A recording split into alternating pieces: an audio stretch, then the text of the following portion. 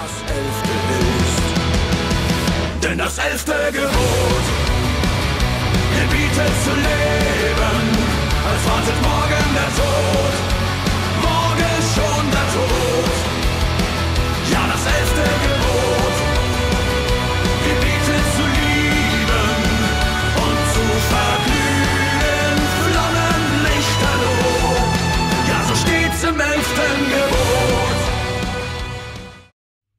10 Gebote hat das Volk Israel durch Mose bekommen, als Hilfe für ein gelingendes Leben.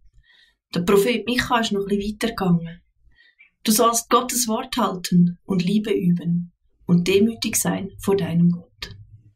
Die Band Feuerschwanz singt ihrem Lied von einem 11. Gebot, das verlangt, bewusst zu leben und ganz zu lieben. Was denkst du? Braucht es ein 11. Gebot?